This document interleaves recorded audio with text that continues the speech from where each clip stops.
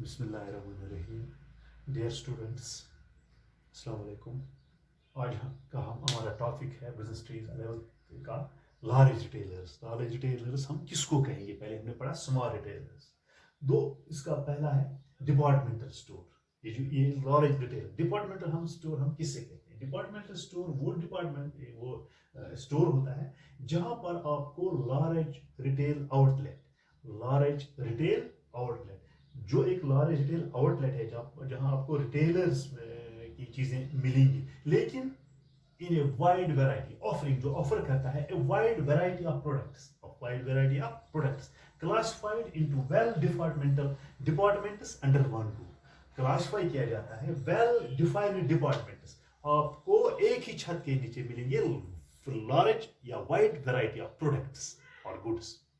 वो departmental store is a store that can be defined as a large retail outlet. वो offer करता है आपको वाइड वैरायटी ऑफ प्रोडक्ट्स, बहुत सारी चीजों की वैरायटी वो दे सकता है आपको, बहुत सारी चीजें आपको वो दे सकता है।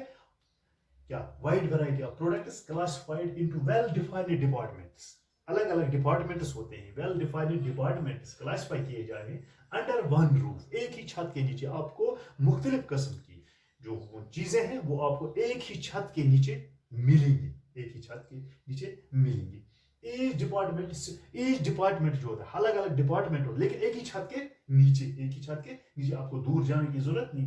Each department specialised in single line of products, एक एक प्रोडक्ट आपको, यहाँ पर एक प्रोडक्ट, दूसरी जगह दूसरा, फिर तीसरी जगह। तो आपको क्या है? This means that each department specialised in single line of products such as medicine है, सिंगल लाइन प्रोडक्ट। यहाँ पर आपको सिंगल लाइन प्रोडक्ट एक ही छत के, मेडिसिन है, दवाएं हैं, फर्नीचर है, ग्रोसरी आइटम्स है, फैब्रिक्स है या इलेक्ट्रॉनिक्स है, एटसेट्रा आपको मिलेंगे, लेकिन एक ही छत के नीचे। आपको एक जगह से दूसरी जगह नहीं जाना पड़ेगा। उसको हम कहेंगे departmental store that deals the products of wide variety of products under one roof. Each department specialized in a single line of products such as medicine है, furniture है, groceries है, fabrics है, etc. तो इस डिपार्टमेंटल स्टोर का मकसद क्या है ये खोलने का? कि that should satisfy the needs of customers, all satisfy the needs of customers. तो आपको क्या होना चाहिए? यहाँ पर आपको तमाम चीजें एक ही छत के नीचे मिलेंगी। That the main aim of establishing these departmental stores is that it should satisfy all needs of customers. ये उसको हम कहेंगे जहां पर एक कस्टमर की तमाम चीजें मिलेंगी और वो satisfy। The main aim of this departmental store is to satisfy all the needs of customers. The main aim of establishing of these departmental store that is to satisfy all needs of customers, because the customer is the king of the market. He has taken those items, those products under one roof. He has not moved from one place to another place. That is the main aim of departmental store, that it should available all the items that are needed by the customers. तो इसमें एक typical this क्या कहेंगे इसको, typical this departmental store, it is a set. ये कहा जा सकता है कि हम टिपिकल डिपार्टमेंटल स्टोर उसी को कहेंगे जहां पर आपको एक पिन से लेकर पिन टू एरोप्लेन, सुई से लेकर एरोप्लेन के तमाम प्रोडक्ट्स आपको इसी डिपार्टमेंटल, उसको हम कहेंगे ये डिपार्टमेंटल स्टोर है।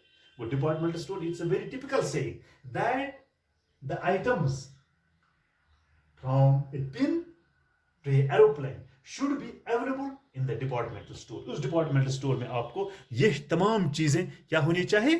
अवेलेबल होनी चाहिए। उसको हम कहेंगे that is known as departmental store. उसको हम कहेंगे departmental store that should satisfy the all needs of the customers. यहाँ पर आपको हम क्या मिलना चाहिए? एक उसको हम कहेंगे typical departmental store, that a pin item and the aeroplane item should be available on the departmental store. उसको हम कहेंगे departmental store. इंडिया में है मिसाल के तौर पर, यहाँ पर चेन्नई में है एक एक डिपार्टमेंटल स्टोर या मुंबई में भी है ये, डिपार्टमेंटल स्टोर इस्टेब्लिश किए गए हैं, स्पेंसर्स है चेन्नई में, या Akbarli that is found in Mumbai और चेन्नई में ये डिपार्टमेंटल स्टोर बनाए गए हैं इस तरह से, ताकि वहां पर पिन से लेकर एरोप्लेन तक तमाम चीजें एक कस्टमर को अवेलेबल हो जाए, जिससे उसकी नीड्स को क्या हो जाएंगे, फुलफिल्स। तो इसके फीचर क्या है, किसके, इस departmental store should be located in the heart of the city. तो इसको हम कहेंगे ये कहां पर होने चाहिए, इसका फीचर क्या है, it should be located in the heart of city, शहर के वास्त में या दिल में, in the main aim of this departmental store should be centrally located in the heart of the city, hence they cater a large number of customers. Heart of the city जो होता है, जहां पर ये कैटर करता है, जहां पर ये पूरे जो कस्टमर है वहां पर आ जा सकते हैं और वहां से वो चीजें मतलब खरीद सकते हैं। That is one feature, that it should be located in the heart of the city, so that this will cater the large number of customer, जहां पर बहुत सारे कस्टमर आएंगे और वहां से वो चीजें हासिल कर सकते हैं। दूसरा क्या है, यहां पर ये आपको ये जो डिपार्टमेंटल स्टोर है, इसका फीचर क्या होना चाहिए, ये आपको मुख्तलिफ फैसिलिटीज प्रोवाइड कर सकता है। मिसाल के तौर आपको किसी जगह टेलीफोन करना है तो आपको ये टेलीफोन बूथ फराहम कर सकता है। यहां पर होना चाहिए टेलीफोन बूथ, क्या होना चाहिए, टेलीफोन बूथ।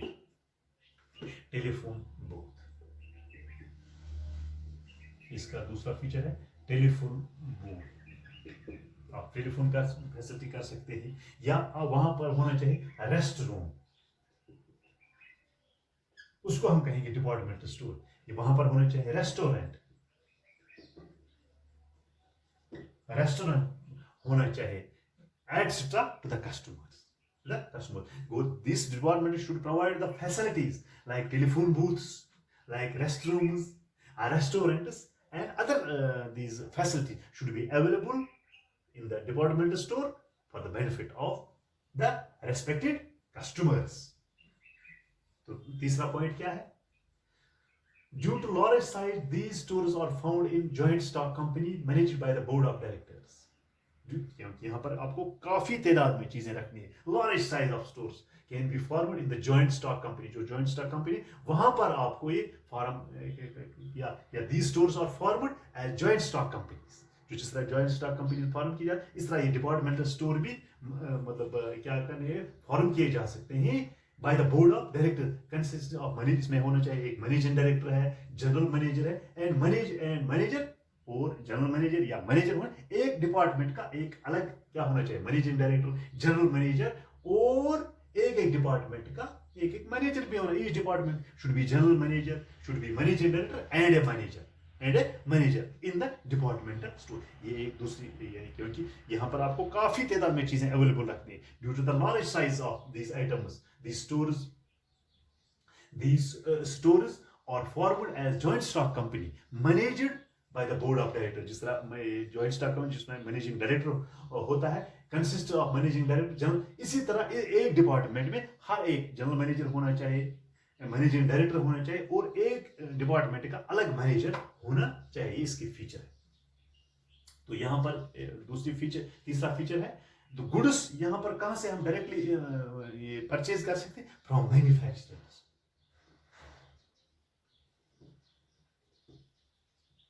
यानी गुड्स हम डायरेक्टली कहां पर खरीद सकते हैं, manufacturers in a large variety. The goods are purchase directly from the managers and are kept in the warehouse. और चीजों को मतलब अगर आपके पास काफी तादाद में चीजें तो उनको आप अवेलेबल नहीं एट ए टाइम नहीं रख सकते हैं, कहां पर, इस जनरल स्टोर में, सॉरी डिपार्टमेंटल स्टोर में, तो उसको आप कहां पर रख सकते हैं, वेयर हाउस में।